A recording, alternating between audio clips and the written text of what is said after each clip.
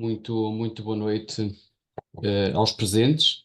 É com enorme gosto que estamos aqui na dinamização deste segundo webinar determinado ao tema Nos Limites da Terapia Compressiva, que iremos hoje fazer dinamizado e promovido pela IUMA, European Women's Association, em colaboração estreita com a CILOE e com associações que depois serão indicadas durante os trabalhos deste webinar, em articulação próxima com outras associações para discutirmos, debatermos a terapia compressiva e o que está para além da terapia compressiva.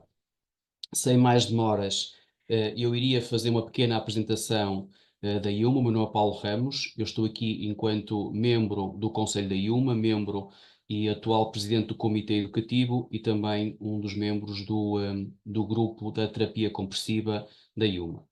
E para, eventualmente, para os presentes que não terão tanto conhecimento ou não estarão tanto por dentro das atividades desta associação, da European Women's Association, eu iria fazer uma breve apresentação, muito breve mesmo, sobre as suas atividades, o que é que faz e o que é que pretende com esta, com esta, com esta dinamização do webinars. Já estarão a ver a minha tela e, portanto, eu iria rapidamente apresentar a nossa associação. A IUMA, no fundo, é uma organização europeia sem fins lucrativos, mas tem como objetivo máximo agregar várias associações, ou agrega várias associações de outros países europeus, e também tem como organizações parceiras a nível mundial, dos quais a SILOE e a SOBENF são dois exemplos que estão aqui hoje connosco também. O nosso principal objetivo é apoiar a implementação de cuidados à pessoa com ferida, interdisciplinares, custo-efetivos e de elevada qualidade. A história da IUMA já remonta a 1991, portanto já é uma organização com algum passado, e que veio ao longo deste tempo caminhando, crescendo, agregando cada vez mais, nomeadamente outras associações a nível europeu e também agregando e crescendo a nível de parcerias internacionais, não só no território europeu, mas também internacionais. Aqui vêm alguns pontos importantes, como o lançamento do primeiro documento de posição, a primeira edição do jornal, em 2001, o desenvolvimento do processo educativo, do qual eu atualmente presido nesta instituição, que tenho essa honra, e realmente o modelo de organizações cooperativas também que foi criado em 2021. As nossas metas é melhorar a qualidade de vida da pessoa com ferida, enfatizando cada vez mais a educação e a melhor formação dos profissionais de saúde, mas não nos estamos a esquecer, estamos a trabalhar também a desenvolver mais ferramentas para os cuidadores formais e informais. No fundo, nós queremos aumentar e sensibilizar a população para esta problemática da pessoa com ferida, na sua qualidade de vida e melhorar as taxas de cicatrização. Portanto, desde a colaboração entre associações, desde fornecer recursos educacionais, desde promover este tipo de atividades, são tudo abordagens que nós temos tentado implementar e que estamos ao longo destes anos a desenvolver. A nossa presidente atual é a professora doutora Kirsty O'Haran, que estará até ao próximo ano, e o próximo presidente será o professor Dimitri Bickman. Estes objetivos são da atual presidência. A expansão digital é um dos propósitos, até porque nós fomos obrigados a isso pela recente pandemia, que ainda está muito presente no nosso cotidiano, mas queremos também aumentar o número de organizações cooperantes, queremos continuar a promover o nosso jornal, já agora para os presentes, se tiver algum artigo, alguma investigação que queiram publicar, por favor, submetam ao Journal of Wound Management, que é um excelente jornal para dar a conhecer, é free access e, portanto, e também não têm que pagar nada pela submissão. E nesta colaboração, agregando todos os stakeholders, destes profissionais, das associações, da indústria, tão importante também neste processo, nas instituições da saúde, nos organismos regulamentadores, nós queremos agregar para melhor cuidar. Este é o nosso jornal. Portanto, se tiverem interesse, tem aqui um QR Code, podem submeter para o nosso jornal os vossos artigos que achem que podem e que pretendem partilhar com a comunidade científica. É um jornal com revisão de pares, como sabem, e é amplamente distribuído. Aqui estão alguns exemplos de organizações cooperantes europeias, são 53 de 35 países, do qual está a PT Feridas, do qual está a ELCO Sociedade de Feridas e está o Grupo Associativo de Investigação em Feridas, o GAIF, que são as três associações de Portugal, que estão também hoje aqui connosco neste webinar. Associado a isso, temos organizações partnership, ou seja, organizações parceiras internacionais, dos quais hoje destacaremos a Siloé, que está aqui comigo, a parceira de moderação Rócio Gonçalves, e temos a Sobenf, que está aqui connosco, a enfermeira Mara Blanc. E, por último, queria também partilhar convosco o nosso site sobre a terapia compressiva. Basta digitalizar este QR Code e podem ir para o site, tirar uma fotografia deste slide para irem para o site. Tem lá bastantes recursos, tem lá, está tudo em inglês, é certo, mas atualmente com a inteligência artificial rapidamente conseguimos uma tradução para outras línguas e é importante também conhecerem aquilo que nós estamos a fazer. Recursos educacionais, vamos fazer uma campanha também e temos alguns vídeos educativos. Este foi o nosso webinar do ano passado, teve muito sucesso e esperemos que este já está a ser um sucesso e muito obrigado pela vossa presença e obviamente queria convidar-vos a estarem todos presentes nos próximos dias 26 a 28 de março em Barcelona, em Espanha, para a nossa grande conferência anual, neste ano associada às associações espanholas, a GNEU-PP e a CIER. E era isto que eu tinha para falar em relação à IUMA e ao nosso trabalho desenvolvido. E, portanto, em relação a este webinar, todas as questões, comentários podem colocar no Q&A as questões no chat, alguns comentários, e nós iremos tentar respondendo às vossas questões ao longo desta noite de trabalhos. Sem mais delongas, eu ia passar à minha parceira de moderação, a enfermeira Rócia Gonçalves, que está aqui em representação da Silaué, para fazer aqui umas pequenas palavras, para depois começarmos propriamente o nosso webinar. Até já. Obrigada. Boa noite a todos. Bem-vindos a este interesante webinar en portugués y sobre terapia compresiva.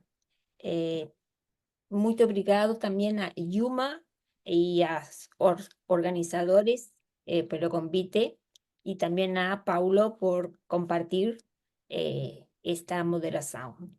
Es una honra en nombre de Silagua poder partilhar este espacio y dentro de algunos minutos intentaré partilhar algunos aspectos sobre Silagua.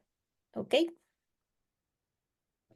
La Sociedad Ibero-Latinoamericana de Úlceras y Feridas, SILAUE, en ella participan organizaciones de varios países, como ven aquí, de Latinoamérica, pero también de Europa y también Angola.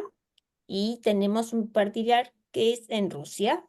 Y de esos países tenemos varias organizaciones, por ejemplo, SOBEFE, Sociedad Brasileña de Quemaduras, SOBRATAFE, son todas latinoamericanas de este lado y después tenemos también sociedades que son europeas y de otros países, como señalábamos, y en realidad nuestra intención es, como decimos, es construir para puentes para unir fuerzas.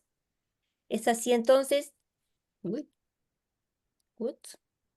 What?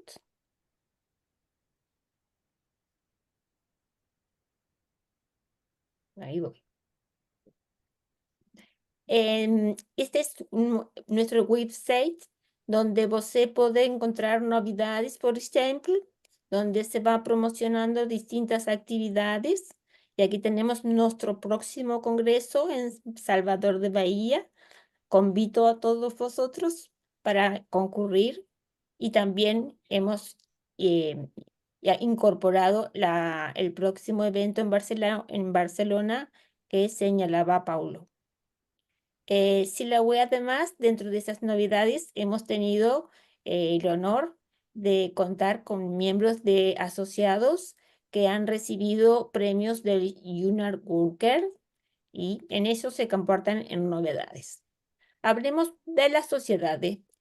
La Sociedad Ibero-Latinoamericana tiene una estructura por su artículo número 12, donde sus órganos directivas, las sociedades son la junta directiva, asambleas generales socios y una comisión permanente, más órganos asesoras y consultivos de la sociedad, que son comisiones de trabajo permanentes o temporarias.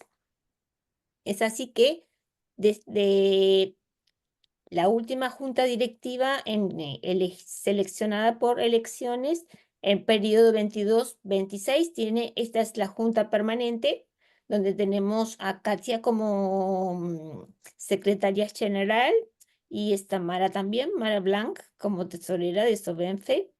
Y después tenemos vocales de diferentes organizaciones de los distintos países. Tenemos un total de 22 vocales y sesionamos una vez al año o, si se requiere, se hacen asambleas extraordinarias. ¿Cuáles son los objetivos y finalidades? Así la web tiene por objeto fomentar y defender dentro de su ámbito todo lo que esté relacionado con la atención de las úlceras u otras feridas. Ven como los profesionales encargados de este cuidado. No se respeta los aspectos deontológicos, éticos, sociales, así como la dignidad y prestigio técnico, cultural de estes. E ainda ao nivel de desenvolvimiento científico y de investigación en torno de estos temas. Ten una comisión de acreditación que você puede solicitar a través del website de SILAWeb y se acreditan. Você puede hacer un pedido de acreditación de actividades de formación o una solicitud de acreditación de actividades científicas, y en ese sentido hay un formulario que pueden descargar y se envía a un correo electrónico, que es este email. Tenemos también que hemos realizado desde hace varios años, en realidad, el Día Mundial de Prevención de las Úlceras de Presión. El primer año fue en el 2012 y hoy, este año se celebra la 13ª Jornada Mundial por la Prevención de las Úlceras por Presión. Todo inició con una campaña Stop a las UPP. Es así que, porque hoy, en mañana, de ONTEM, la esperanza mantiene utopías y nos permite continuar avanzando. Así que por eso se han ido sumando diferentes organizaciones a nivel internacional. Ahí ten algunos ejemplos, mismo de Yuma, en parceria con EPUAP, se han lanzado proyectos muy interesantes. También tenemos declaraciones y manifiestos SILAWE que você puede descargar de website, porque están traducidos en portugués y inglés también, español, portugués, inglés. Por ejemplo, el último, Declaración de San Pablo sobre la prevención de lesiones cutáneas relacionadas a dependencia como compromiso de países y organizaciones. Declaración de San Miguel de Tucumán, los idosos tienen derecho a recibir cuidados de salud de calidad a evitar las úlceras por presión. Y la Declaración do Río de Janeiro sobre prevención de las úlceras por presión como un derecho universal. También hemos construido la Red Internacional de Úlceras y Feridas en 2012, que está avalada por la Organización Panamericana de la Salud. Este es el acta fundacional, y en ese sentido la red lo que pretende es compartir entre personas profesionales que necesiten ayuda en cuanto a formación y también de poder relacionarlos con otros profesionales. Nosotros tenemos eventos anualmente. El primer evento como SILAWE fue en 2008 en Tarragona, y el último va a ser ahora, este año, que ya es el 15º. ¿Cuáles son algunos de los proyectos de SILAWE? La Red Latinoamericana de Formadores no Cuidado de las Personas con Feridas o en Riesgo, y en ese sentido estamos en Yuma, en la Teacher en la red de formadores de feridas, con la red también internacional de úlceras y heridas, y tiene como antecedentes la red de formadores en España y también la red de formadores de Portugal, de ELCOS. También tenemos otros de los proyectos en observatorios de buenas prácticas en el cuidado de feridas o en personas de riesgo, que están, como ustedes ven, siempre las comisiones y los proyectos se integran profesionales de diferentes países, tanto sea de Latinoamérica, más también europeos, de otros países. Otro de los proyectos es el Premio a la Excelencia en Buenas Prácticas a instituciones de salud, que también a partir del 2025 vamos a empezar a otorgar ese premio de excelencia que será emitido por SILAUE. Así que muito obrigado, estamos esperando por você. Obrigada. Obrigada, Rócio, por esta excelente apresentação das Em vossas portunhol, atividades. em portunhol. Um portunhol perfeito, e portanto, sem mais delongas, iríamos então dar início aos tópicos que nos traz cá hoje. Temos connosco então a Cátia Furtado com a doutora Beatriz Morato, correto? Que irão apresentar em representação da ELCOS, Sociedade de Feridas Portuguesa, Sociedade Portuguesa de Feridas, peço desculpa, e portanto, força, o palco é vosso. Muito obrigado. Muito obrigada, Paulo. Muito obrigada à Ilma por este convite, por estar a partilhar alguns dos nossos casos. Eu irei falar em nome da nossa consulta multidisciplinar. Comigo tenho também um dos membros da consulta multidisciplinar, a doutora Beatriz Morato, que é cirurgiã, e nós, ao longo da semana, fazemos de facto reuniões e esta abordagem é uma abordagem multidisciplinar. E pedimos ajuda também a outros técnicos quando necessitamos. Irei abordar algumas questões de introdução à terapia compressiva e depois vou apresentar 2 casos onde aplicámos a terapia compressiva não em úlceras venosas, mas em feridas cirúrgicas e numa situação de celulite. Quando a doutora Beatriz Morato quiser intervir, esteja à vontade. Não passa.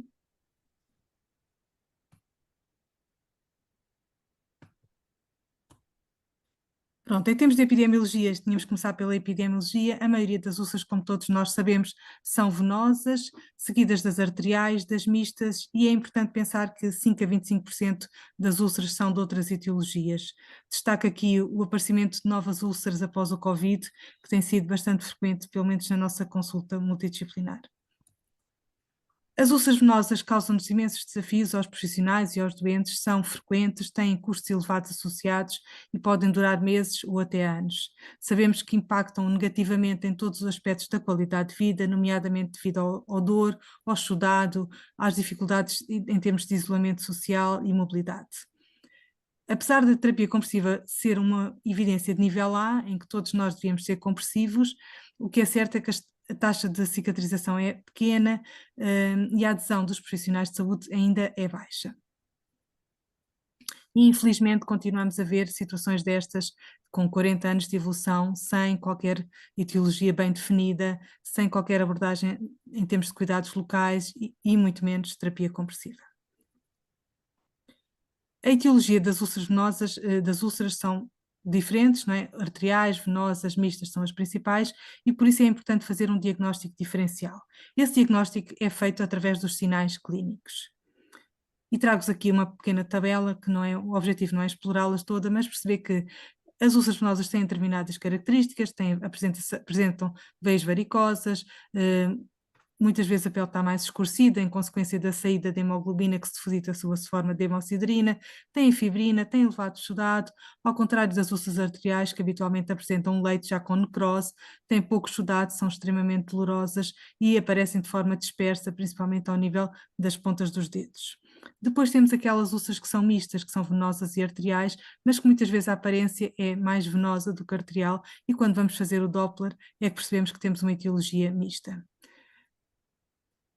Aqui alguns exemplos de imagens com a coroa flebostática, frequente na úlcera venosa, a hiperpigmentação, as veias varicosas, a presença de lipodermatosclerose, a presença de edema acentuado, um leito com hipergranulação, mas com granulação e com alguma deposição de fibrina, uma pele descamativa,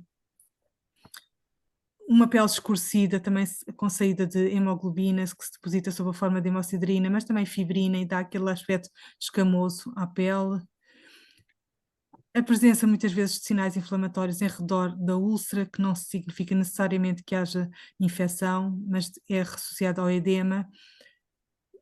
Lipodermatosclerose, presença de um leito com a granulação e alguma fibrina, e aqui uma perna tipicamente com insuficiência venosa. Já a úlcera arterial tem umas apresentações um bocadinho diferentes. São úlceras habitualmente distintas, com um leito mais com fibrina e com necrose, uma pele fria, ausência de folículos pilosos. Muitas vezes também há uma atrofia do músculo e o leito da ferida tem este aspecto. Para nós distinguirmos então entre as úlceras venosas e aquelas que são mistas, é importante fazer o índice de pressão tornozelo-braço. Este índice tem como objetivo perceber exatamente se a úlcera que nos parece que é venosa tem algum componente arterial também. Rapidamente, em que é que consiste? Consiste na diferença entre aquilo que sai do coração e aquilo que chega aos pés. Fazemos esse diferencial e percebemos se existe ou não compromisso arterial que nos leva ou a não fazer terapia compressiva, ou então podemos ter que fazer uma terapia compressiva mais moderada ou leve. É importante fazer o índice de pressão tornozelo-braço a todos os doentes, mesmo aquelas situações que nós pensamos que sejam exclusivamente venosas, porque com o aumento da idade a aterosclerose aparece e aparecem também estas situações mistas. Segundo o último documento da IUMA, entre 0,8 e 1,3 podemos fazer de facto terapia compressiva moderada ou forte. Quando é que devemos comprimir? Quando temos um índice de pressão superior a 0, índice de pressão tornozelo-braço superior a 0,8, ou então um índice absoluto no tornozelo superior a 60 mm de mercúrio, ou no pé superior a 30 mm de mercúrio. E aí podemos utilizar a terapia compressiva forte. Todas as guidelines dizem-nos que devemos começar com a terapia compressiva forte, se esta for a indicada, e não começar moderadamente e depois ir avançando. Quando é que devemos fazer terapia compressiva moderada? Quando temos índice de pressão tornozelo-braço entre 0,6 e 0,8, quando o índice de tornozelo absoluto é superior a 60 mm de mercúrio, ou quando o índice do pé absoluto é superior a 30 mm de mercúrio. Faço referência a este documento que nos faz... que nos dá o alerta de que, enquanto no índice de pressão tornozelo-braço avaliamos o maior índice do pé e dividimos pelo braço, no doente diabético devemos avaliar o menor índice do dedo e dividir pelo maior do pé.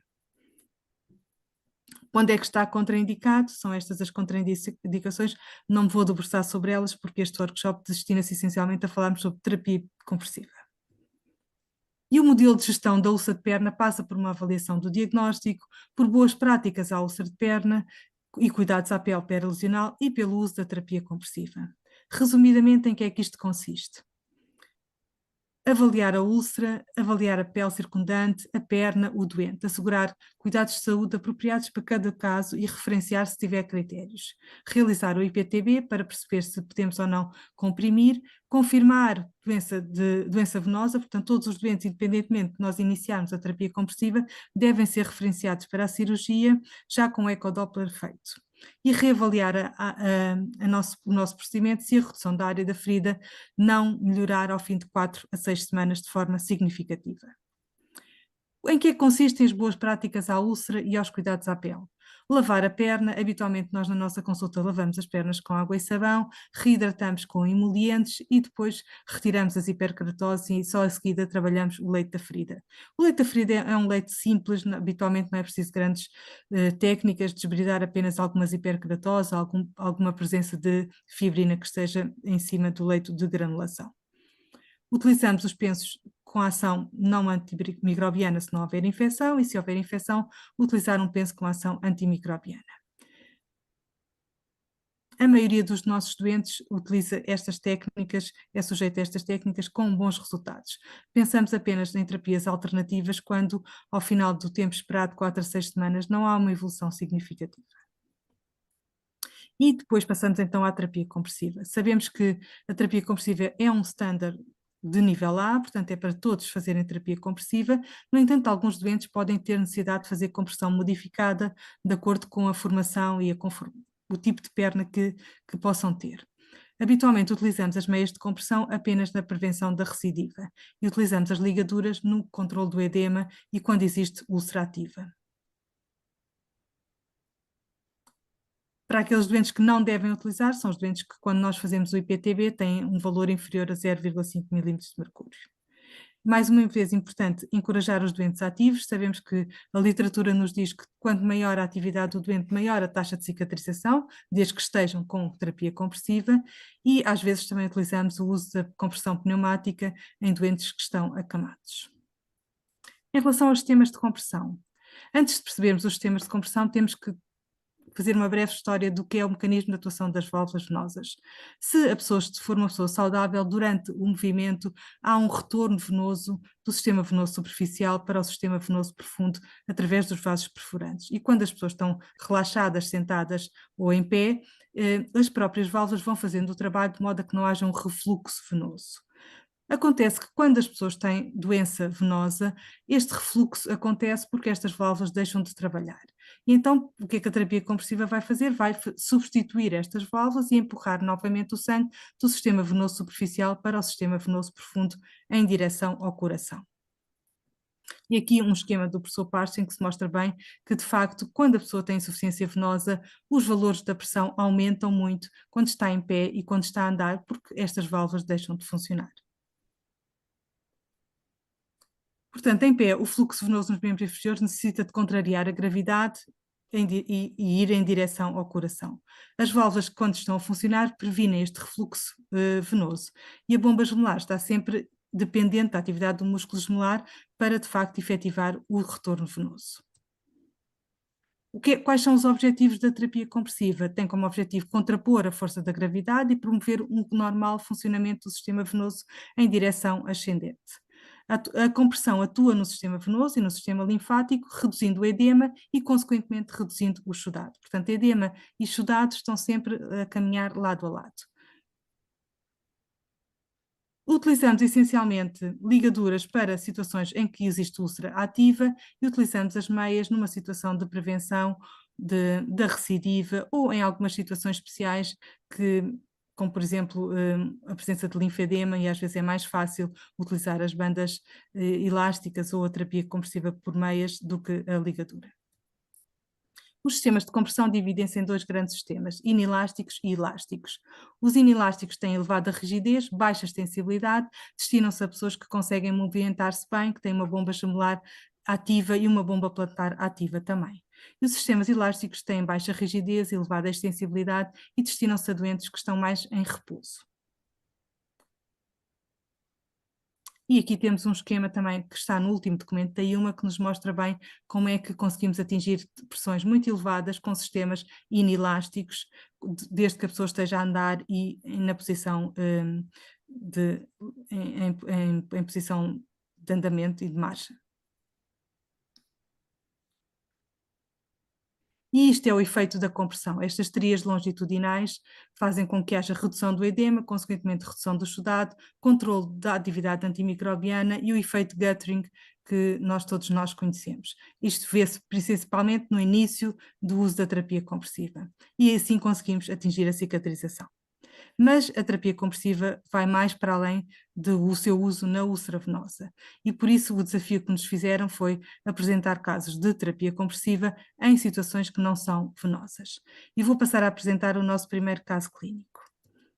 Trata-se de uma doente de 88 anos, raça caucasiana, que vive sozinha e fez uma fratura trimaleolar no membro inferior esquerdo, associada a uma queda a 26/7/2024. Está aqui 2014, sorry.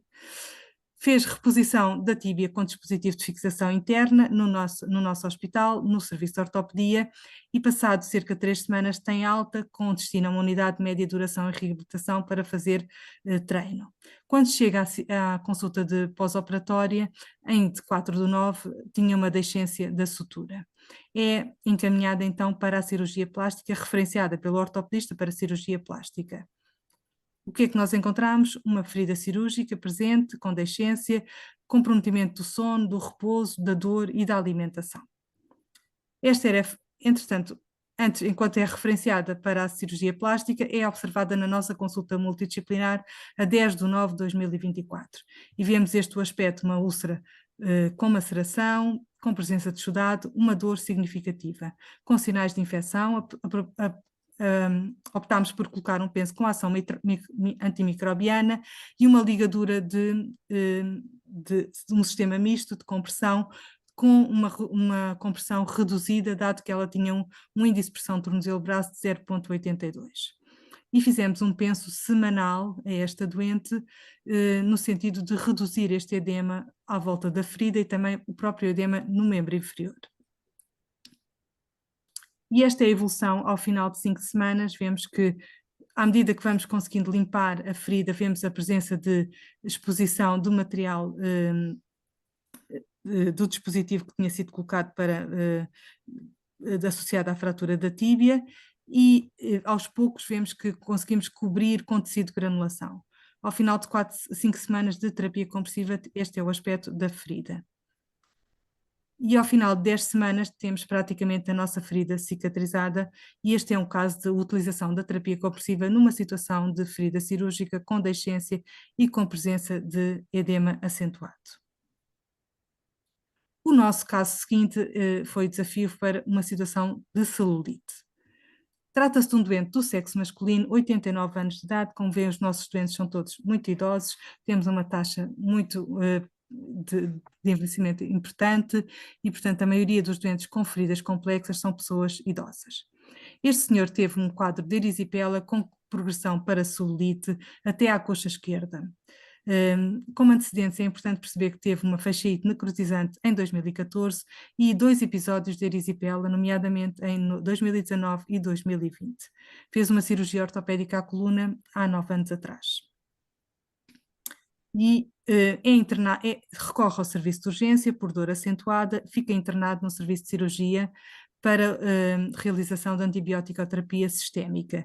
Inicia um ciclo de vancomicina e, ao final do 4º dia de vancomicina, por não haver uma grande melhoria do seu quadro clínico, é associado a meropenema. Portanto, faz no total 14 dias de vancomicina e 10 dias de meropenema.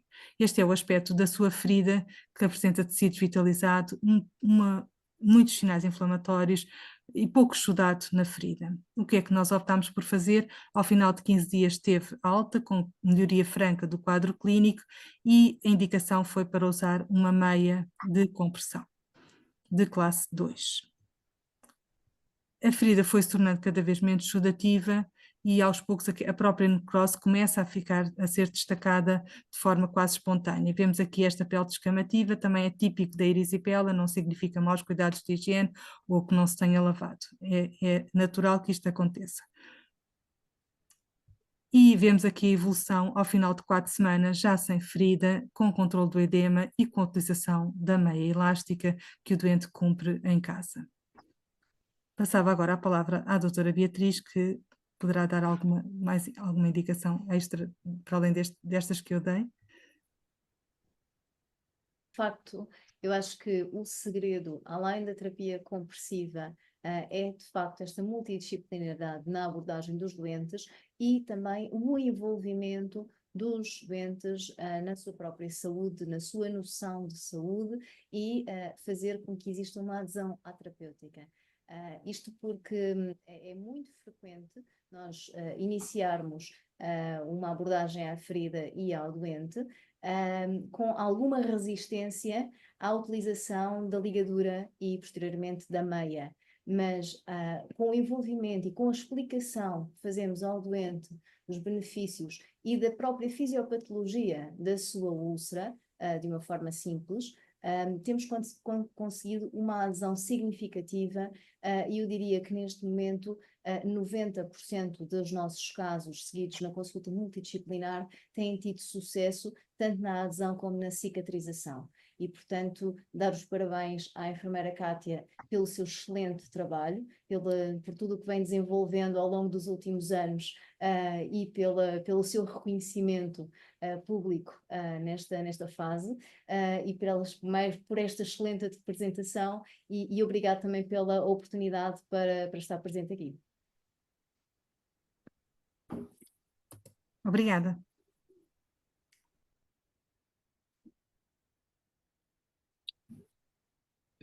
Muito obrigado, Kátia e Beatriz Moura, por esta excelente apresentação. Passaria a palavra então agora a Rócio, que vai moderar a próxima apresentação. Buenas noches. Vamos a dar entonces la palabra a Nurio Correia, representa a CAIF. Va a compartir con nosotros la terapia compresiva en doentes con patología arterial. Un desafío. Así que adelante, Nuno Correia. Olá, Os- boa noite a todos e antes de mais tenho que agradecer profundamente a oportunidade da partilha e de termos este momento em que podemos de facto unir-nos e unir esforços no limite da terapia compressiva. E tenho que agradecer à ELMA por também incentivar este tipo de eventos, porque em todos nos traz uma enorme mais-valia. Portanto, agora acabo por partilhar a minha apresentação numa área que tenho vindo a desenvolver esforços ao longo dos anos, que é a terapia compressiva em doentes com patologia arterial e outras. E, antes de mais, declaro que não há qualquer tipo de conflito de interesses e os dados de identificação do caso clínico que vamos apresentar foram modificados para garantir a confidencialidade da Dona Ana. Ora bem, então quem é a Dona Ana? Vamos tentar explorar isto aqui um bocadinho. A Dona Ana, uma senhora de 81 anos, que foi referenciada à nossa unidade devido à fraca adesão à terapia compressiva. Foi a indicação que nos deram. Para a gestão de uma úlcera do membro inferior no pé esquerdo, presente há cerca de 11 semanas. E a Dona Ana, então, possui um histórico de úlceras venosas recidivantes, já nos últimos 10 anos, todas previamente tratadas com sucesso com recurso a ligaduras de zinco e de curta tração. E apesar do histórico favorável, a Dona Ana, neste momento, nesta nova recidiva, recusou as ligaduras de compressão, mencionando desconforto e dor constante que se agravava durante a noite. E as comorbilidades que ela tinha eram somente uma hipertensão arterial que estava perfeitamente controlada e uma osteoartrite nos joelhos, que lhe limitavam bastante a mobilidade. Portanto, a Dona Ana é um desafio. É um desafio porque tem aqui algumas condicionantes que vamos explorar um bocadinho melhor. Então, quem é? Quem é a pessoa? É viúva, vive sozinha em casa própria, no resto do chão de um prédio antigo, aqui na nossa localidade, em Valongo, e tem apoio semanal dos familiares para atividades domésticas. E relata alguma tristeza, associada à limitação funcional, à dependência familiar, mas sem critérios claros para depressão major ou evidência de comprometimento cognitivo ou de demência. Tem suportes familiares para os deslocamentos regulares à unidade, apesar de existirem aqui alguns recursos financeiros que são limitados e que vão condicionar aqui algumas coisas no futuro. É voluntária na Igreja Matriz e é responsável pela decoração da Igreja em todos os eventos e pela presença de uma úlcera de extremidade inferior, enfrenta desafios emocionais relacionados à sua limitação funcional e à sensação de dependência. Então, já aqui temos a necessidade de, após a fazer uma avaliação da pessoa com ferida e colocando a pessoa no centro, aliás, como capitão do navio que está aqui a navegar neste processo, foi necessário reconhecer e respeitar a individualidade dela, portanto, ajustando o plano de cuidados, de forma a respeitar o seu calendário dos eventos religiosos, incentivar a participação em atividades que promovam o seu bem-estar, utilizando a conexão com a comunidade, como um recurso emocional e motivacional, reconhecer o seu valor e as conquistas nas suas atividades, reforçando a sua autoestima. Foi também necessário fazer uma gestão psicossocial e emocional, criando um ambiente acolhedor durante as consultas, promovendo espaço para a expressão emocional, se necessário encaminhar a avaliação psicológica ou grupos de apoio, promover estratégias para fortalecer a sua autonomia, incluindo a Dona Ana no centro da tomada de decisão, sempre. Um apoio logístico e financeiro, notamos que isso seria uma necessidade e será também necessário divulgar assistente social no caso se necessário, ou então avaliar a necessidade de adaptações do ambiente domiciliar e fomentar a continuidade do papel comunitário, pois isso era de facto muito relevante para ela. Portanto, explorar possibilidades de adaptar o tratamento para que ela possa dar continuidade na sua participação ativa, planear os cuidados, minimizar desconfortos durante os eventos em que esteja envolvida, oferecendo orientações para a gestão do edema e da dor, e sugerir que os voluntários da igreja sirvam também como uma rede de apoio, fortalecendo os vínculos sociais. Mas não só a pessoa, mas também a ferida. Portanto, avaliando a ferida da Dona Ana, nós víamos que era uma ferida da úlcera de extremidade inferior, localizada no dorso do pé esquerdo, com dimensões modestas, 3 cm por 1 por 0,6 de profundidade, mas que tinha características típicas e não típicas. Tinha, de facto, bastantes depósitos de hemociderina, conseguíamos ver, tinha atrofia branca, lipodermatosclerose, a pele, de facto, estava fragilizada, completamente com ausência pilosa, com edema relevante nos membros inferiores, com algum atingimento do terço médio inferior, uma intensidade moderada de dor, com que ela relatava um 6, numa escala de 0 a 10, mas que agravava com o repouso noturno. E, portanto, se fizermos esta avaliação pela Timers, nós vemos que, de facto, a lesão apresenta um tecido não viável, o que implica a necessidade de desbridamento.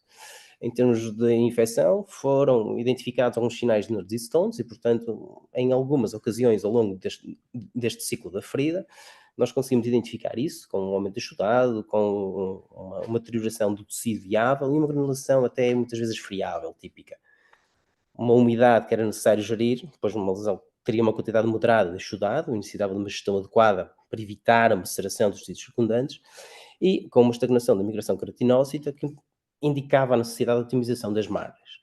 Portanto, perante aquilo que é a nossa árvore de decisão, perdão, pusemos pés a caminho. Portanto, ela chegou-nos já com um histórico de compressão no passado, com este longo historial, e, portanto, neste momento, esta pessoa que era ativa, a úlcera falhava em cicatrizar. E, portanto, como falhava em cicatrizar, isto leva-nos a reflexão. Uma reflexão e uma reavaliação. Okay? Portanto, neste momento, ela é uma úlcera venosa suspeita. E, portanto, teremos que avançar para uma nova análise da situação. Então, a nova análise, como a colega Cátia disse, e muitíssimo bem, passa muito também pelo índice tornozelo-braço. E esta avaliação do índice tornozelo-braço, bilateralmente, acabou por nos revelar no membro inferior direito o índice tornozelo-braço de 0,98 com som e ondas perfeitamente trifásicas, mas no índice tornozelo-braço do membro inferior esquerdo, que era um membro da lesão, tínhamos um som e uma onda bifásica com 0,81 de índice tornozelo-braço. E, portanto, isto indica-nos que, de facto, algo não está bem. Vamos então aqui ajudar-nos numa árvore de decisão para nos ajudar a delinear o caminho. Ora bem, eu só tenho um índice tornozelo-braço de 0,81, então é este o caminho a ir. Temos alguns sinais e sintomas de doença arterial obstrutiva periférica. Sim, aquela dor que era constante e que agravava com repouso de noite. Então, a ideia será aplicar terapia compressiva modificada, referencial para um laboratório vascular para avaliação. Terá algum grau de doença arterial obstrutiva periférica, será uma úlcera da extremidade inferior mista, mas será cicatrizável? Vamos ver. Perante este quadro de decisão, e seguindo simplesmente esta quase que checklist, mais uma avaliação por Doppler por cirurgia vascular, conseguimos determinar que a úlcera tem um prognóstico cicatrizável. E, portanto, sendo cicatrizável, o passo seguinte será a aplicação de terapia compressiva modificada, com baixas pressões em repouso. E, portanto, a partir daqui, então, através da nossa nova avaliação, dos novos diagnósticos não invasivo, passamos, então, para uma úlcera de etiologia mista, onde seguimos para uma redução da compressão e seguimos o nosso tratamento. A questão é que compressão? O que é que eu vou usar? Há tantas. O que é que eu escolho? E, perante tudo isto, temos uma nova árvore de decisão, que podemos avançar simplesmente e seguindo as estradas. E aqui temos uma úlcera mista, com o índice de tornozelo-braço bem definido, com tipos de ondas bem definidos, sabemos que a compressão é modificada e, portanto, o que estará aqui implicado será uma ligadura de corte de tração reutilizável, multicomponentes, meia ou então compressão pneumática instrumental. E foi, de facto, esta a abordagem. Ao longo dos próximos 11 semanas de tratamento, que foi o tempo que demorou até esta úlcera cicatrizar, fizemos higiene do leito da ferida por irrigação, tratamento de polioxanida bigonida com surfactante, seguido de desbridamento cirúrgico sempre que necessário e conforme a necessidade e aplicação de depósito com interface de silicone. Assim que foi identificados os sinais e sintomas de Nordis Stones, o aumento chudado, aquela granulação mais friável, o aumento de tecido desvitalizado ou estagnação da migração queratinócita, foi intervencionado, seja com espumas de prata, seja com outros agentes que fizeram o combate ao I, no Timers. Portanto, esta introdução da espuma com prata, com interface de silicone, de facto, foi uma enorme mais-valia, com terapia compressiva em kit multicomponente com compressão modificada de 20 mm de mercúrio. E ao longo desta sistematização e deste cuidado constante, acabamos por ter uma cicatrização desta úlcera ao final de 11 semanas, com sucesso, seguindo o racional clínico para tomada de decisão. Resta-me agradecer a todos a oportunidade de apresentar este caso e continuar e os desejos de continuar um bom trabalho até ao final do dia. Obrigado. Muito obrigado, Nuno, por esta excelente apresentação e de tal maneira, digamos que encadeada em todas as árvores de decisão que demonstraste, etc., realmente, e principalmente deixa-me enfatizar o famoso cuidado centrado na pessoa, no doente ou no cliente, como queiram denominar. Portanto, muitos parabéns e obrigado ao Gaif Obrigado. e a ti próprio estás aqui connosco. Sendo assim, Obrigado. o próximo pessoa a intervir, o próximo colega será realmente a Cátia Lia, que vem em representação da APT Feridas, que vai nos falar então da terapia compressiva em doentes com feridas atípicas. Cátia, por favor. Olá, boa noite. Acho que me estão a ouvir e neste momento já me conseguem ver também, ok? Boa noite, agradeço estar aqui. É um gosto estar num evento destes internacional e falado em língua portuguesa. Agradeço o convite e agradeço aos colegas de outras associações que estão aqui conosco. Eu sou enfermeira em Portugal, nos cuidados de saúde primários, faço parte do grupo de trabalho das úlceras de perna da Associação Portuguesa de Tratamento de Feridas e estou aqui, me colocaram um desafio que seria a terapia compressiva em doentes com feridas atípicas, trazermos também um caso clínico. Aqui apresento-vos os documentos que consultei, são documentos que estão de livre acesso, fáceis, acessíveis a qualquer um, alguns, o mais recente da IUMA 2023, o do lado direito já de 2019 e que muito fala neste género de feridas atípicas. Mas o que é isto? O que é que a evidência científica nos diz? Realmente diz-nos, como nós falamos até ao momento, que a grande maioria de úlceras que surgem no membro inferior são de origem vascular, as arteriais mistas ou então as combinadas. Mas existem umas outras tantas que não encaixam nesta definição apenas de vascular, aquelas que nós chamamos de feridas atípicas. Claro que mesmo estas podem ter uma patologia, uma insuficiência arterial e ou venosa subjacente e, portanto, devem ser também, neste aspecto, valorizados, ok? Mas é um desafio para o profissional de saúde, porque falamos em feridas atípicas, feridas raras, mas se repararem, neste documento, só aqui, neste documento, estão 9 tipos de feridas atípicas diferentes e de características bastante diferentes. E o que é que deve levar o profissional de saúde a suspeitar de uma ferida atípica? Basicamente uma úlcera de perna, que tenha uma localização pouco atípica, fora do habitual, com bordos irregulares, elevados ou hiperpigmentados, com uma hipergranulação facilmente friáveis e que tenham uma ausência de resposta adequada à terapia que é a mais adequada, deve-se suspeitar aqui de uma úlcera de causa atípica. Claro que se houver essa suspeita, o exame que deve ser colocado logo de primórdio será a biópsia de tecido. Isto será para termos um exame histológico, até mesmo microbiológico, que nos vai ajudar e orientar no diagnóstico e depois dirigir o nosso tratamento. Independentemente da causa de ferida, como falamos há pouco, vascular, ou até mesmo estas mais atípicas, a terapia compressiva adjuvante ao tratamento etiológico, depois de definirmos qual é a etiologia, pode reduzir a inflamação e promover a cicatrização. Portanto, mesmo nestas feridas, apesar de ainda existirem poucos estudos e serem necessários mais, a terapia compressiva terá um efeito importante. Outras recomendações mais antigas, e que também foi um documento que eu vos apresentei num dos slides iniciais, um grupo de peritos reuniu-se e fez um consenso em 2020 sobre os riscos e contraindicações à compressão. E nesta recomendação que vos apresento aqui, situações até que a colega Cátia também já falou, de situações de erisipela e celulite, mas aqui apresento-vos também das situações atípicas, que é o caso, por exemplo, da vasculite. Mesmo nestas situações, é sugerido a compressão para reduzir a inflamação, a dor e o desconforto no utente e facilitar a cicatrização. E então o caso clínico que vos trago para vos apresentar um bocadinho do que foi feito também em ferida atípica com compressão. E aqui apresentar-vos a ferida na pessoa. E quem era esta pessoa? Era um homem de 52 anos, desempregado, obeso, com insuficiência económica, que tinha diabetes tipo 2, já insulinotratado e ainda assim com a sua diabetes descontrolada. Reparem, ele tinha uma hemoglobina A1C a 13,8, que já com complicações desta diabetes, com retinopatia e nefropatia. Era um utente que apresentava hipertensão arterial, insuficiência cardíaca, insuficiência venosa, dislipidemia, como vos disse, obeso. Este utente salvaguardar que consentiu a apresentação do seu caso neste género de formações, assim como agradeço também à equipa que o tratou, a enfermeira Isabel e o enfermeiro Paulo, que nos disponibilizaram aqui estas imagens também para vos trazer até de vocês este caso. E aqui a ferida. Se olharmos atentamente, este período de acompanhamento decorreu de novembro de 2022 a agosto de 2023. E reparem, esta ferida tem características que apontam logo para ser uma coisa fora da caixa, uma coisa que não encaixa, uma coisa atípica. É muito estranho esta evolução.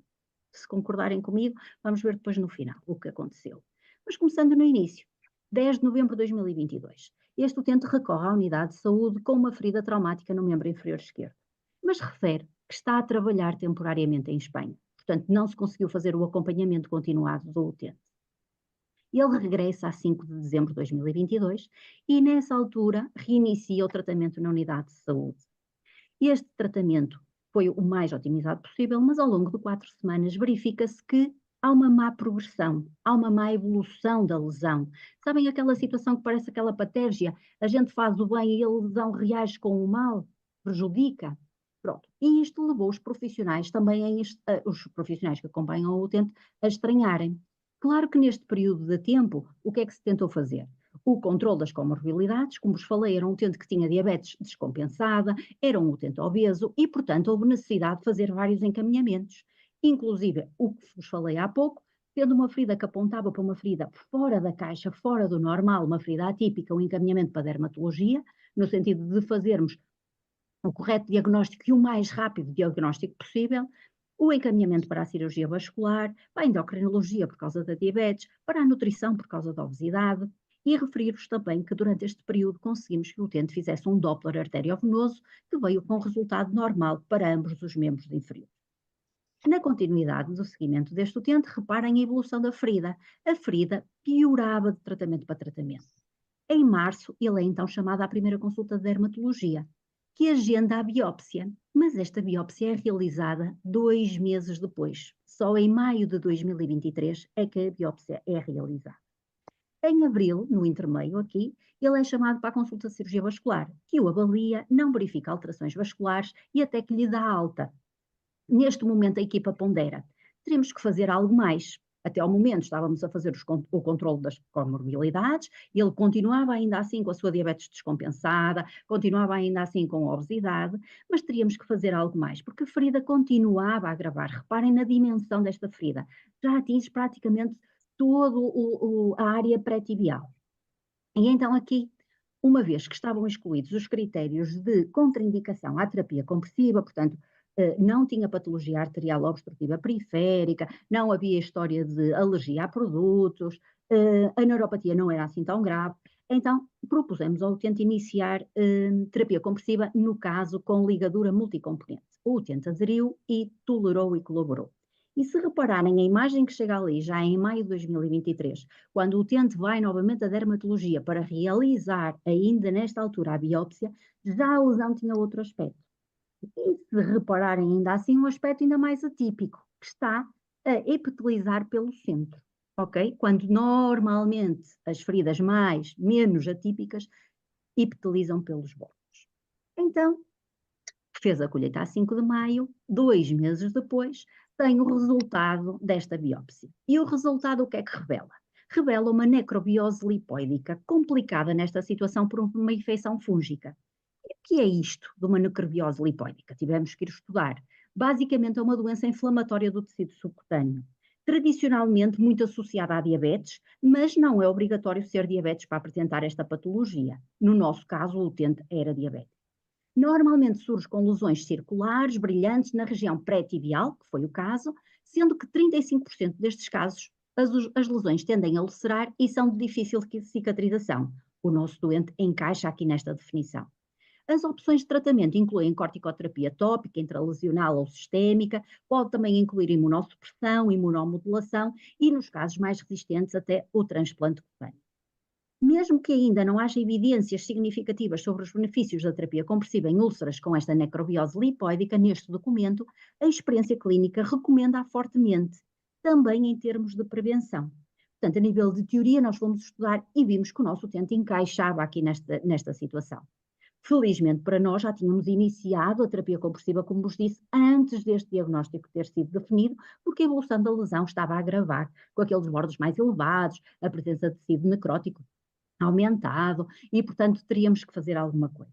E reparem, neste julho de 2023, quando chega o diagnóstico, já a lesão estava mais de metade em epitelização e o diagnóstico surge agora.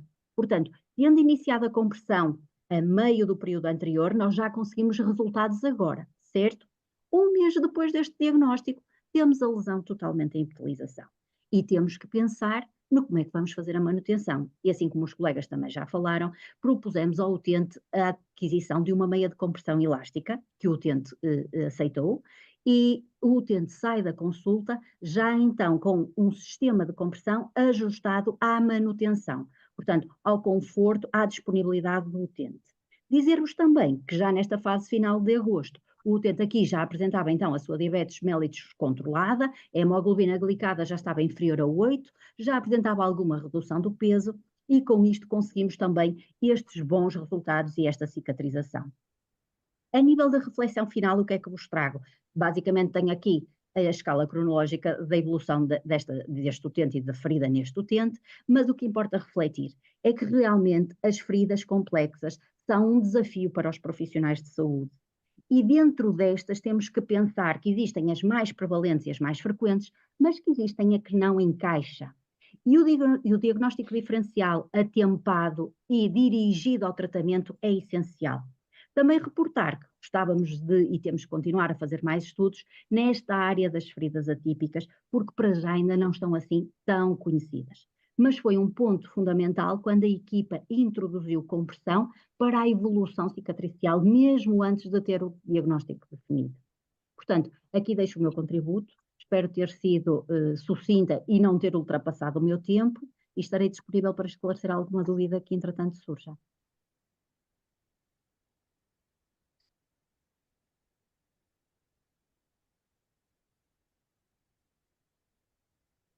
Muito obrigado, Kátia, por mais esta excelente apresentação. Rocio, por favor. Ok, ahora damos la bienvenida a Mara Blanc de Sobenfe. Ella va a hablar sobre terapia compresiva en doentes con linfedema a través de casos clínicos. Adelante, Mara. Olá, boa noite a todos.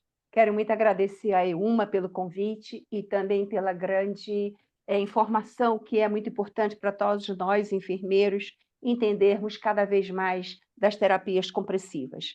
Além do conhecimento, nos dar também uma autonomia de trabalho, no sentido principalmente na atenção primária. Aqui no Brasil, por exemplo, uma dificuldade muito grande de você ter um cirurgião vascular sempre presente. Eu faço parte também de uma OS aqui, eu faço parte de uma supervisão de educação na área de feridas, que é também uma atenção primária, e as dificuldades, né, em relação a tudo isso é muito grave. Mas o meu caso hoje eu vou discutir um pouco, e eu gostaria que o Paulo já começasse a passar o segundo slide, e também o terceiro slide.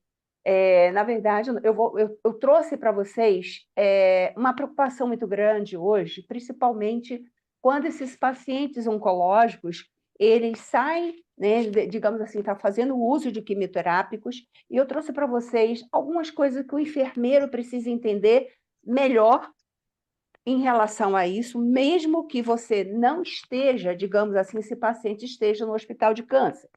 Eu vou falar da minha clínica de feridas, onde a gente atende muitos profissionais, muitos pacientes, e eu trouxe um caso que eu acho muito interessante, e um caso que, na verdade, eu vou falar um pouco com relação a todo um sistema da linfedema, e vou, então, relatar o caso, que foi um caso muito difícil, para que, então, a gente tivesse, digamos assim, um conhecimento embasado, e como é que a gente descobriu perante ao que nós estamos fazendo em relação a esse caso clínico, qual foi a melhor conduta que nós tivemos.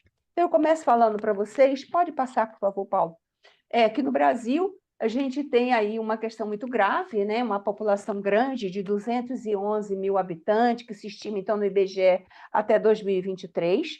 Tem uma outra questão, que é, hoje, 650 novos idosos são incorporados principalmente ao sistema público de saúde. Então, isso também, para nós, é interessante, porque a população está envelhecendo, e muitas vezes a gente não estamos preparados, né, para que, então, pudéssemos cuidar desse paciente, né, de uma maneira realmente com eficácia. E a gente vê também que esse conhecimento em relação às feridas, ele vem aqui no Brasil uma prática como qualquer outro lugar no mundo, mas é lógico que o Brasil é muito grande e tem ainda lugares, estados ou cidades que não tem uma população muito bem assistida. Até porque se estima, em 2050, a população idosa do Brasil, ela vai saltar, digamos assim, ela vai evoluir para 31 milhões de pessoas para 60 milhões de pessoas. Próximo, por favor. O que a gente observa em relação, então, a essa população? Bem, não só as doenças crônicas, como já estão sendo faladas, mas uma questão que a gente está vendo muito hoje aqui no Brasil é a questão desses pacientes com linfedema. Então, a gente vê muito paciente no sistema público, principalmente, falando das úlceras venosas, mas aqui no Brasil a gente tem uma questão que nós tivemos um boom muito grande há mais ou menos uns 30 anos atrás, devido à filariose, aonde esses pacientes realmente teriam um problema muito grave, tanto que aqui a gente tem uma associação em Recife que se tratava pacientes com linfedema por causa da filariose. Se conseguiu se melhorar isso no Brasil, mas o linfedema, né, porque ele pode ser primário e secundário, então ele tem diversos tipos e etiologias, tem vindo com muita força, principalmente em pacientes com úlceras venosas. E a gente também tem observado, e aí foi um critério em relação à nossa discussão, mas com relação à questão desse linfedema que eu vou contar, então, para vocês. Então, a gente tem o linfedema, ele é um trauma que vem pelo intestino, com alto conteúdo, nesse caso, proteico, que não pode ser drenado, né, pelas vasos linfáticos, tem uma decorrência de insuficiência e drenagem linfática por uma anomalia congênita ou adquirida no sistema linfático, e que se manifesta quando a capacidade de drenagem linfática é superada pela filtração capilar. Mas, muitas vezes, esse edema de baixo conteúdo proteico se associa a um processo inflamatório e que acomete, então, esse sistema linfático. Passe, por favor, Paula. Então, a gente tem, quando falamos em relação a esse linfedema, nós vamos falar, existe uma alta demanda, né, digamos, desse linfedema. Então, eu coloquei do lado a educação em ação, porque é o que mais precisamos em relação à questão essa educação. A atenção do profissional aumenta, o impacto socioeconômico, porque é muito gasto tratar de uma úlcera venosa ou qualquer outra feridas que estejam nos membros inferiores, mas também uma outra questão que vamos ver e observar em relação a essa alta demanda é a qualidade de vida prejudicada. Então, Nara, o que é importante? disculpa, apunta a câmera para ti que não se te vê. Desculpa. A câmera não está? É porque eu virei o meu coisa, mas tudo bem. Melhorou agora? No, se ve el teclado de la compu.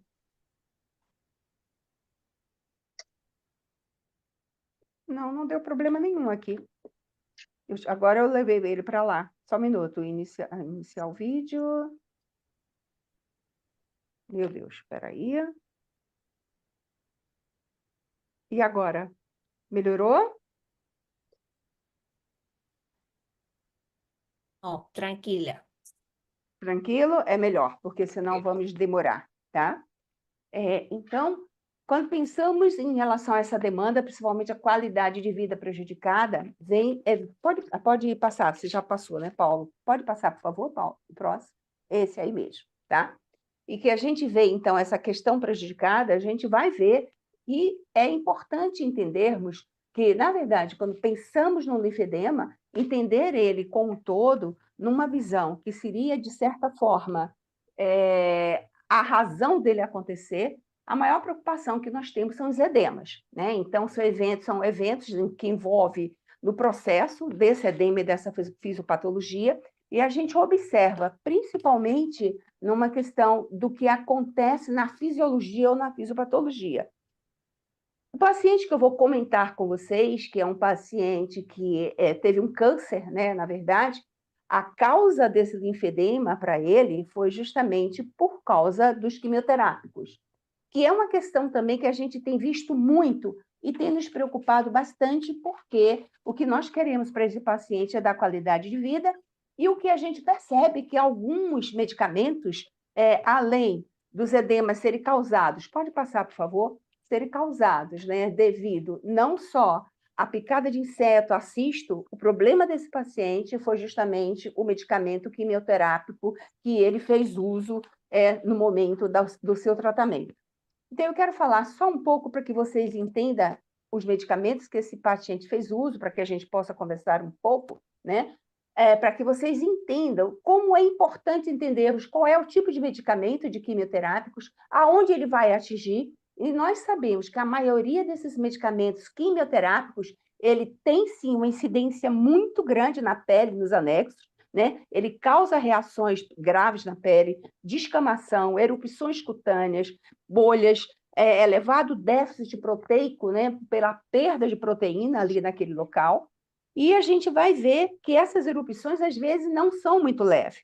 Então, vai haver, naquele momento, alguns quimioterápicos, como é o caso, por exemplo, do Gizam. Esse sistema vascular, ele tem realmente uma forma de complexidade de interagir no organismo, porque ele vai atingir justamente a vasculite periférica, causando nos membros inferiores inflamação dos vasos periféricos, peles e anexos, que é muito grave na pele, tais como descamação, erupções cutâneas, bolhas, lesões de pele e muita alergia. O que pensamos em relação a esse conceito de qualidade quando pensamos em cuidar de um paciente com ferida e quanto mais quando se tem, digamos, um linfedema, onde a dificuldade de tratamento, não só pela doença, equivale ao que nós queremos nos conceitos, então, de qualidade. Então, eu trago para vocês os 7 pilares de qualidade do Dana Abdian e fala que o que nós queremos em relação àquele paciente, principalmente nos medicamentos, é uma segurança naquele medicamento que é utilizado. Queremos que ele seja efetivo, que realmente os nossos cuidados sejam centrados àquele paciente. Aquele paciente tem de ter uma oportunidade de acesso, ele tem de ter uma eficiência e, é claro, ele tem de ter uma equidade, que é o que tem de prestar ao serviço de saúde. Próximo. Uma outra observação, o que o paciente espera, né, em relação aos nossos cuidados? É que realmente, nos nossos cuidados, ficar saudável, obtendo ajuda de evitar doenças e permanecer bem, melhorar essa saúde, obtendo ajuda de se recuperar uma doença ou um ferimento, conviver com a doença e a deficiência, obtendo ajuda para gerenciar uma condição crônica ou para lidar com a deficiência que afeta essa funcionalidade, que é o caso desse paciente. E uma outra coisa é lidar com o fim da vida, obtendo ajuda para lidar com uma doença terminal. Esse paciente que eu vou falar para vocês, que é o caso clínico 1, o tratamento dele foi iniciado no dia 10/2 de 2023, e ele terminou essa cicatrização, foi concluída em 7/4 de 2023. O uso dos medicamentos, além do quimioterápico do Gizam, ele fazia uso de metadona, de novalgina, diversa, né, de decadron e cálcio. Só que a gente tem aí, nesse momento, a questão do cloridato de gentamicina, que é a combinação da cisplatina e versus cisplatina com um agente isolado, que é justamente o Gizam, e que evoluiu esse paciente para um tratamento de câncer de pulmão para ele, mas ele já tinha metástase também. Depois, seguido da metadona, que é um medicamento potente para dor, que dá realmente uma depressão respiratória, depressão circulatória, parada respiratória, choque e também parada cardíaca. Uma alergia também que causou diversas vezes nos membros inferiores desse paciente, com prurido, com urticária, com edema, com outras erupções de pele que raramente e muitas vezes até a urticária hemorrágica era percebida também nos membros inferiores. O Versa, que é justamente um medicamento para exoheparina sódica, ele faz sim um rastreamento de trombose na oclusão de vasos, nesse caso, mas ele estabelece também uma questão das veias profundas, que já estabelecida também, muitas vezes com cuidado, como esse paciente chegou a ter um desconforto pensando ser uma embolia pulmonar, uma oclusão de algum vaso do pulmão, que o trombo que migra, então, para a veia. O Decadron, que é um potente, né, indicador de tratamento de sintomas de vários tipos de doenças, incluindo distúrbios reumáticos, artríticos, cutâneos, oculares, glândulas pulmonares e sanguíneos e também gastrointestinais. E a dexametasona, que também é conhecido pelo nome de comercial de Decadron, né, ou Maxidex aqui no Brasil, é um medicamento que também pertence aos glicocorticoides, um dos mais potentes grupos de fármacos anti-inflamatórios e também imunossupressores. O que a gente percebe em relação a esse paciente, que era lúcido, orientado, portador de câncer, fez uso de quimioterapia oral, de 6/12 de 2023, compareceu à nossa clínica com um quadro de dor e ardência, desconforto, associada a lesões com linfedema bilateral, com hiperemia, esfacelo, uma quantidade enorme de exudato seroso nos membros inferiores.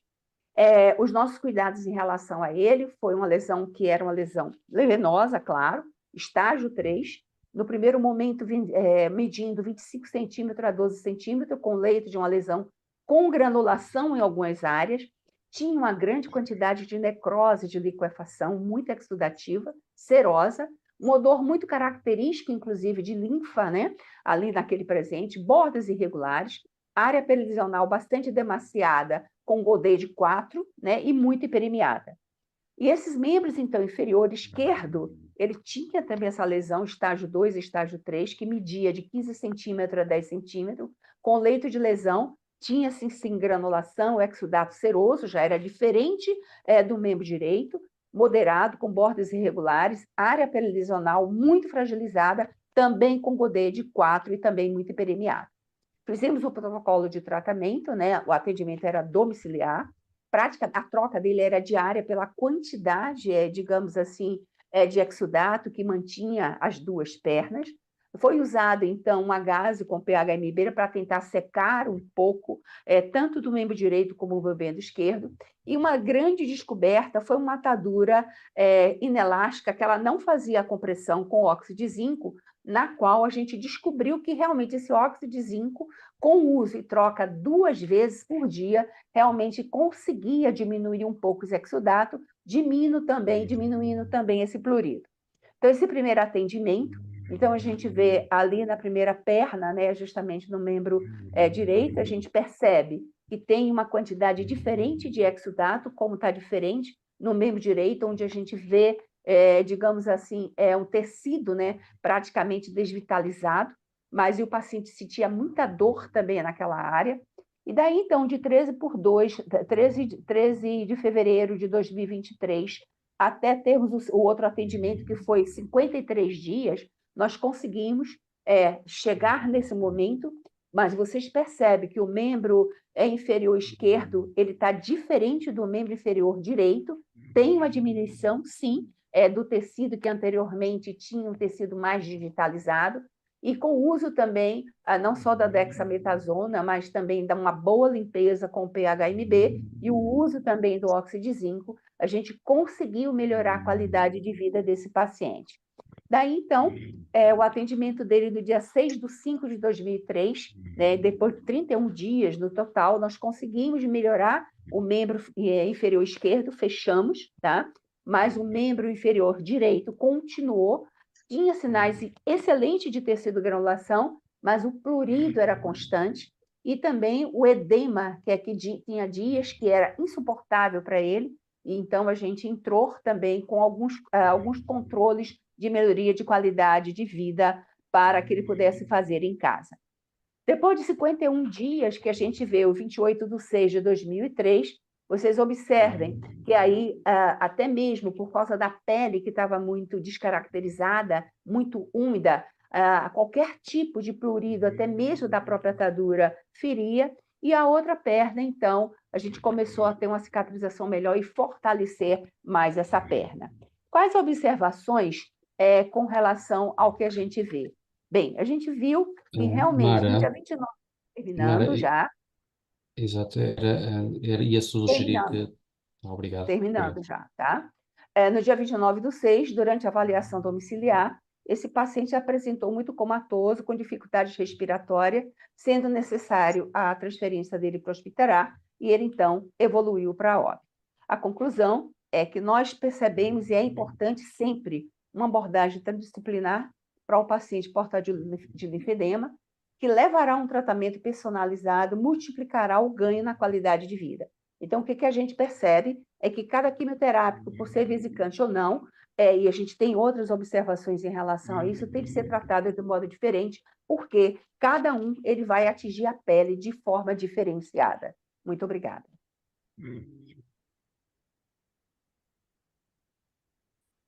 Muito obrigada, Mara, por tua ponência.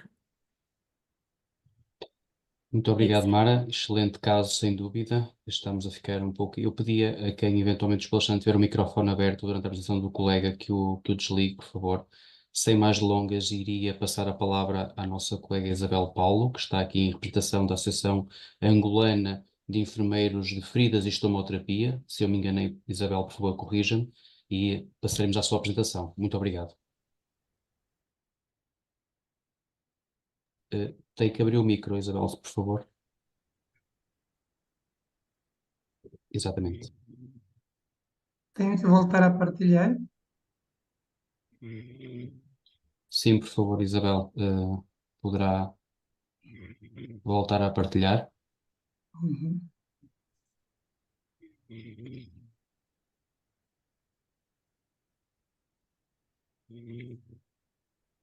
Agora é só colocar em modo de apresentação e poderá prosseguir. Muito obrigado.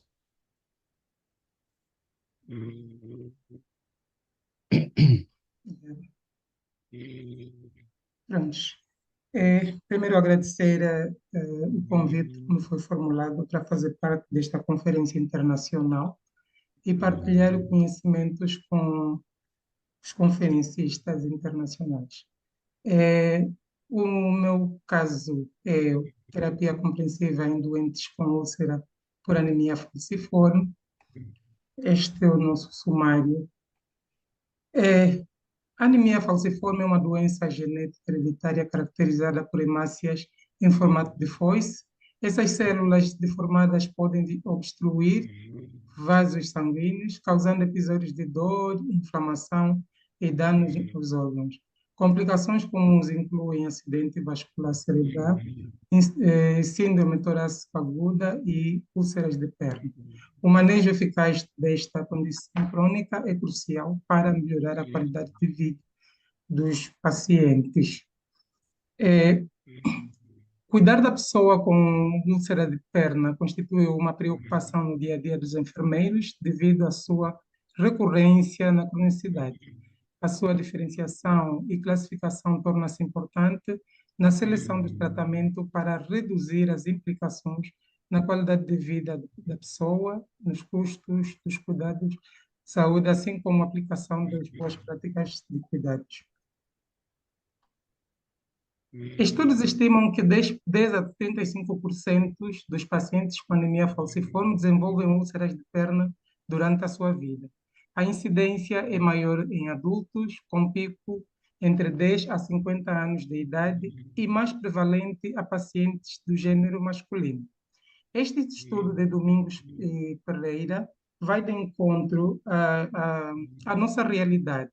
Nós estamos a falar de uma sala de curativos do Hospital Josina Machel, em Angola, Luanda, onde temos atendido vários doentes com feridas complexas.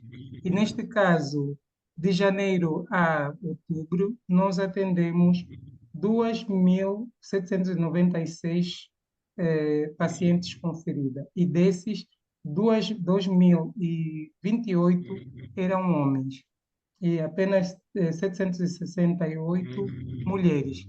E destes 780 é onde saiu o caso do nosso estudo. A fisiopatologia, o comprometimento da microcirculação e a obstrução vascular pelas células falciformes levam à hipóxia e à isquemia da pele. Pacientes com anemia falciforme têm maior risco de infecção que pode exacerbar as úlceras. A inflamação crônica e a deposição da fibrina prejudicam a cicatrização, permitindo a formação de úlceras. A deficiência nutricional comum nesta doença também contribui para um processo de cicatrização prejudicado.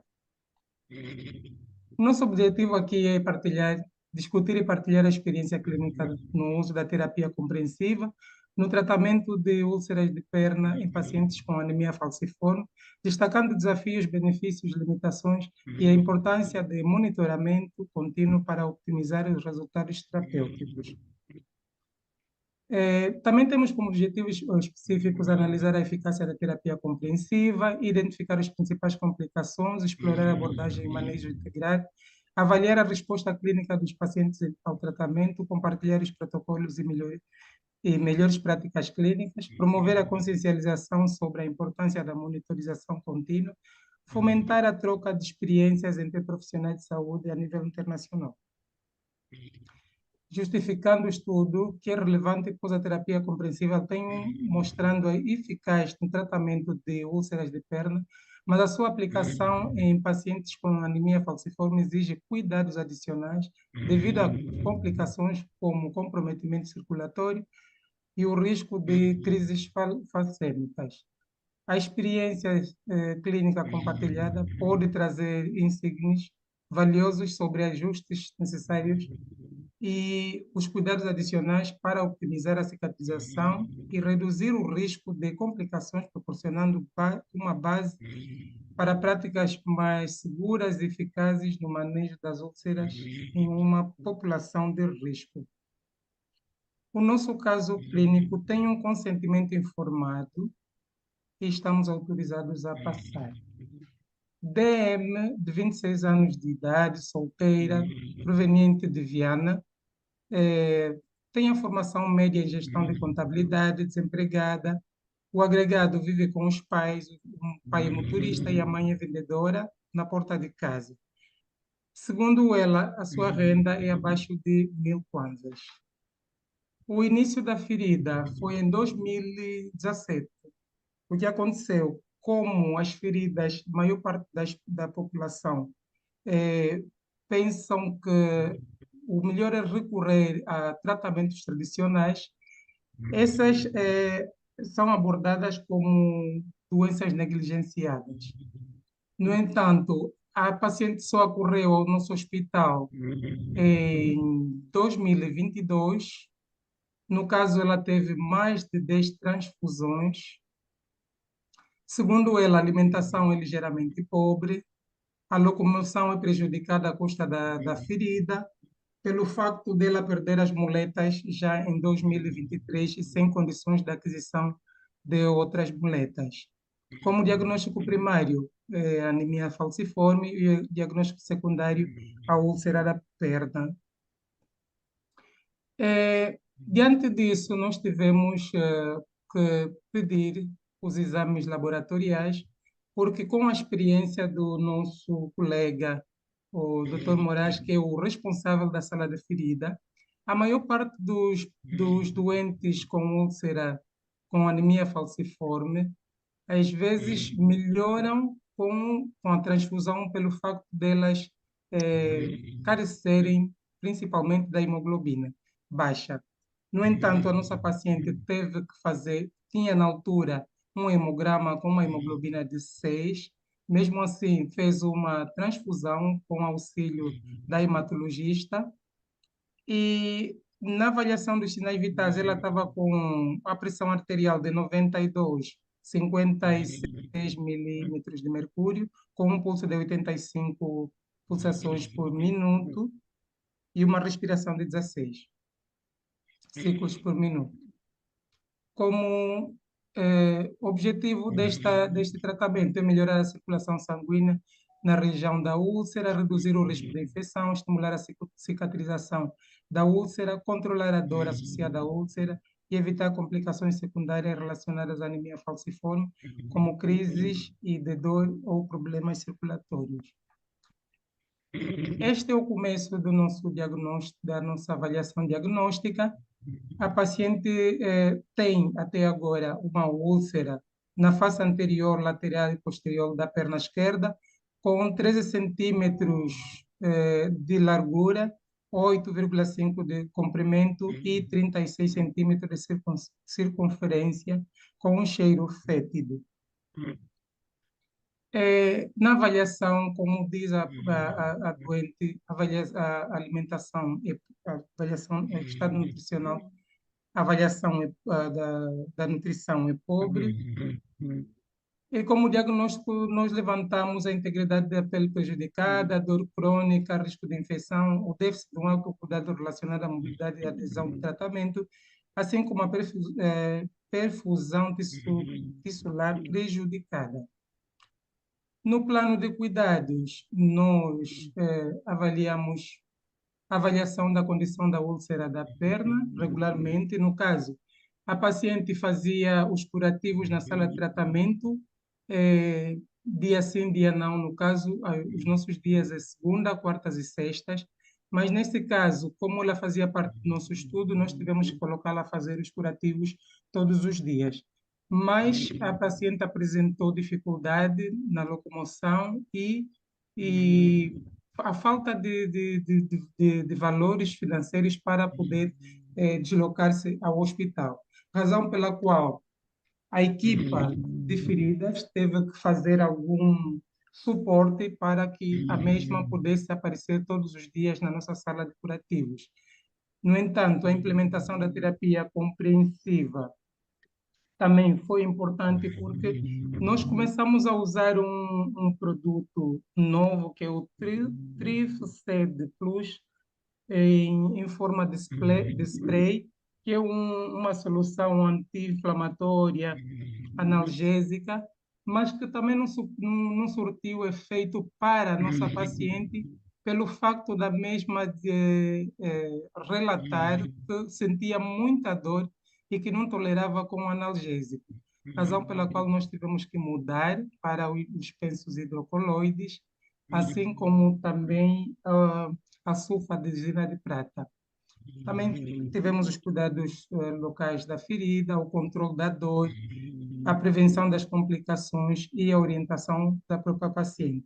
Sentimos nós que na mudança, apesar de que cada caso é um caso, em alguns doentes este produto dá-se melhor, mas a esta paciente claramente que não foi o possível. Então, essas foram as formas de tratamento que foram usadas para o nosso caso clínico. Começamos com o desbridamento enzimático, que é a aplicação das enzimas na ferida para quebrar as fibrinas do calogênio e que unem o tecido necrosado ao leito da ferida. A laserterapia, que é um procedimento invasivo com a utilização do laser com baixa potência para reduzir a inflamação, aliviar a dor, aumentar a oxigenação e o fluxo sanguíneo na região da ferida. E isso surtiu efeito para a nossa paciente depois dela começar a fazer a laseroterapia.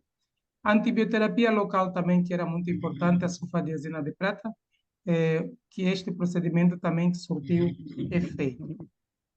Pronto, essa é a nossa paciente no dia 30 de 10, porque depois de fazer parte do nosso estudo, ela começou a frequentar a sala de curativo todos os dias, e então esta foi a primeira avaliação no dia 30 de 10, que nos dias subsequentes foi apresentando uma evolução não tão progressiva, mas que reduziu o exudado, reduziu o odor, enfim, e nos apresentou no dia 1, no dia 1 de novembro, a última fotografia. A terapia compreensiva é uma abordagem mais efetiva. O tratamento tópico e sistêmico combina com o tratamento tópico da úlcera com intervenções sistêmicas para abordar fatores subjacentes à anemia falciforme. A abordagem multidisciplinar envolve cuidados com a pele, controle da dor, suplementação nutricional e terapias adjuvantes, visando promover a cicatrização e prevenir recorrências. A cicatrização e prevenção. A terapia compreensiva. Desculpa.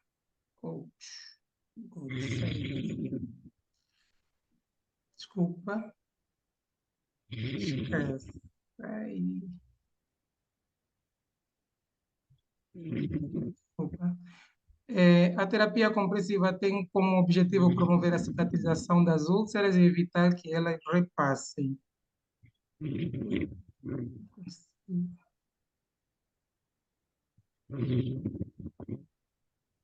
Alguma coisa aconteceu?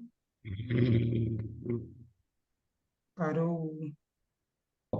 Exatamente, Sim, já agora está. sim. Agora sim, obrigado. Obrigada. Como prognóstico e expectativa da cicatrização? O tempo de cicatrização pode ser mais longo, esperando em que os pacientes com anemia falciforme devido à redução da perfusão do sangue ao risco da infecção. A terapia compreensiva, quando aplicada corretamente, pode melhorar a circulação local e reduzir a edema e auxiliar na cicatrização mais recente. A presença das crises falcêmicas e a gravidade da anemia podem prolongar o tempo de recuperação e aumentar o risco de complicações. Vamos passar. Pronto. A terapia compressiva pode ser eficaz no tratamento das úlceras de perna em pacientes com anemia falciforme, mas a abordagem deve ser cautelosa e adaptada às condições clínicas do paciente. O monitoramento contínuo da circulação e dos sinais vitais, assim como a gestão de crises falcêmicas e infecções, são essenciais para garantir a que a terapia compressiva não agrave o quadro clínico dos pacientes. Esse quadro clínico é um exemplo de um tratamento de úlceras em pacientes com anemia falciforme que exige abordagem multifacética e personalizada para garantir a eficácia do tratamento e evitar complicações adicionais. Essas são algumas fotografias relacionadas à nossa consulta de enfermagem, nossos curativos na sala de terapia de curativos. Agradecer aqui a doutora Judite Luacute pela oportunidade, por conhecer o Paulo, a doutora Mara Blanc, que esteve sempre ali do outro lado a dar uma força, ao doutor Ramos, Paulo Ramos, pela oportunidade também que me dá para estar aqui, ao doutor Carlos Zeca, pelo apoio que tem dado, e ao doutor Moraes, que é o meu companheiro da sala de feridas. E muito obrigada.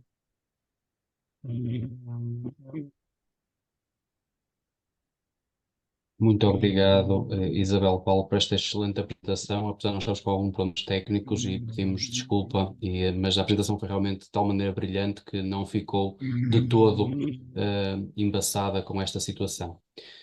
Iríamos então dar um breve espaço, temos aqui alguns minutos, vamos dar só mais 5 minutos para alguma questão que os colegas amavelmente foram respondendo às questões no chat, que foram surgindo.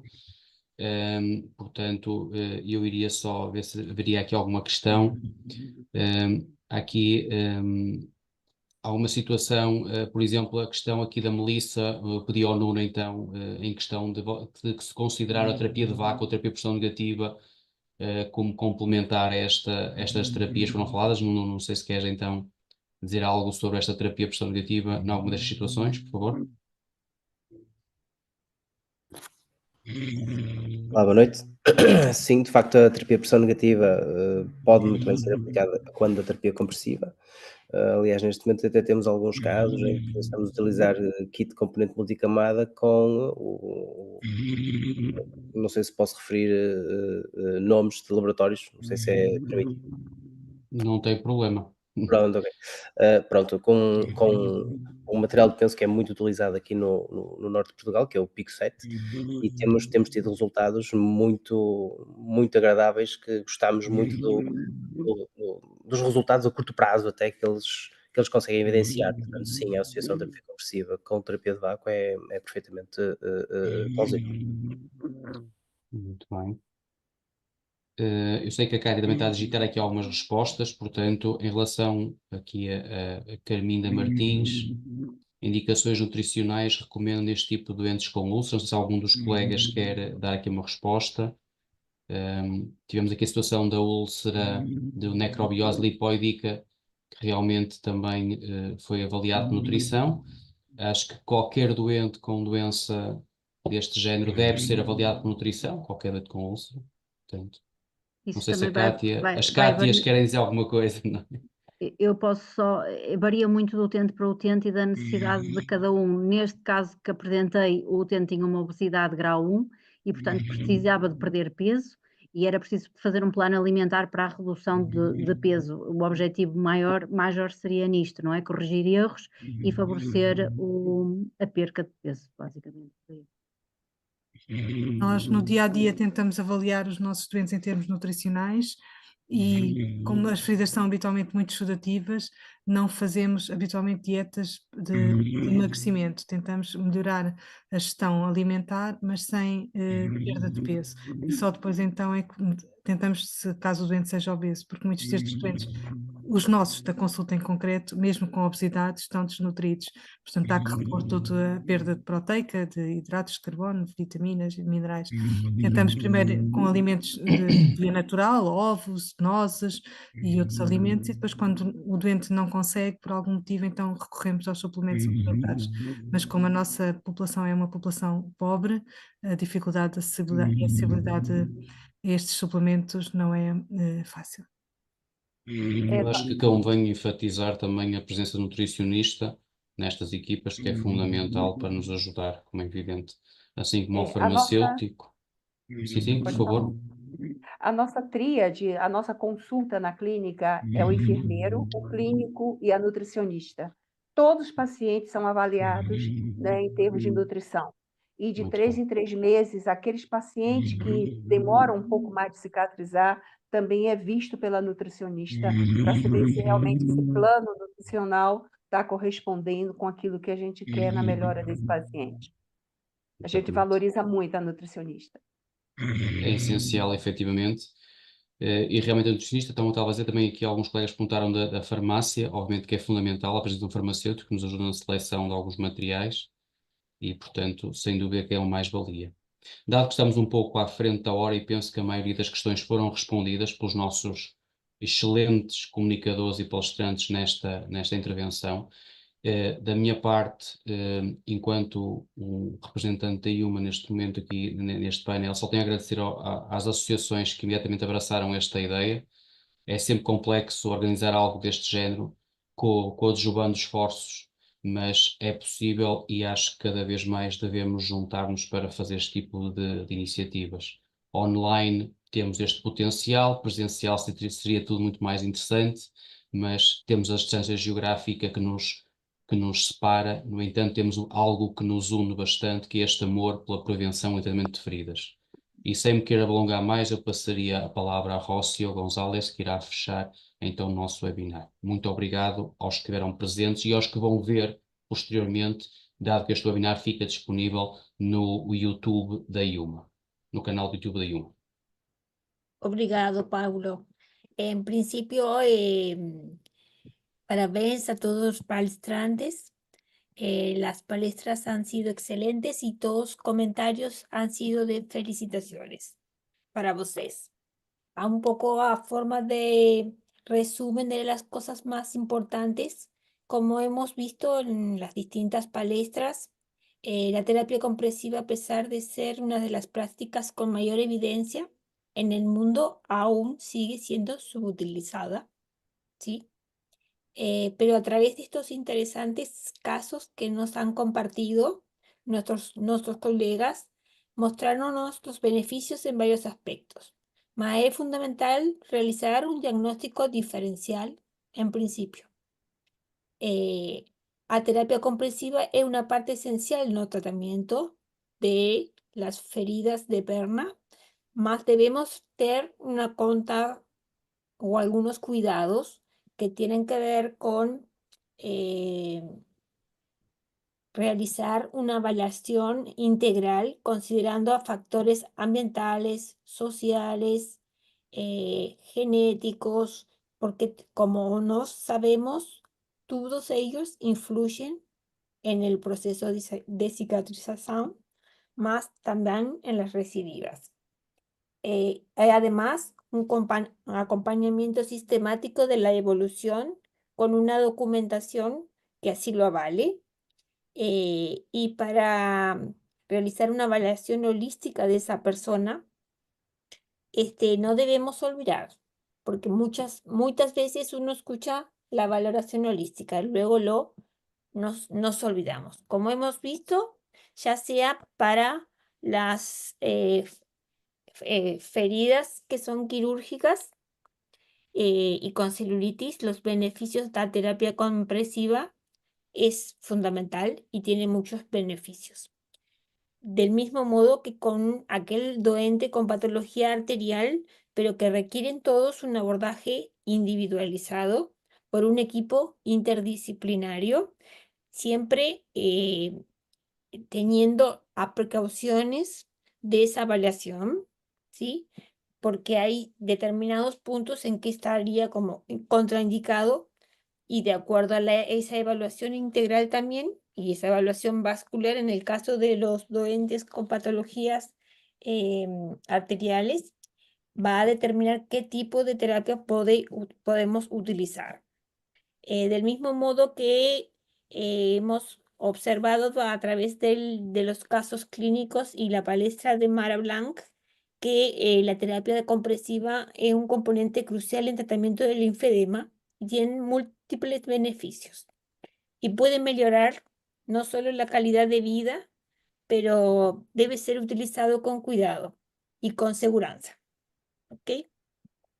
Y también en lo que tiene que ver con úlceras de pacientes con anemia falciforme, más debe ser aplicada también con cautela, llevando en consideración un estado también vascular y la dolencia principal de este paciente. En resumen,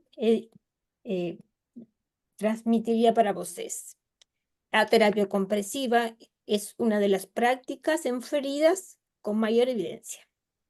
Aún continuamos en un mundo subutilizándola. Tiene múltiples beneficios para los pacientes, para los profesionales de la salud y los sistemas de salud. Mas debemos de considerar primero tener un diagnóstico diferencial, utilizarla con precaución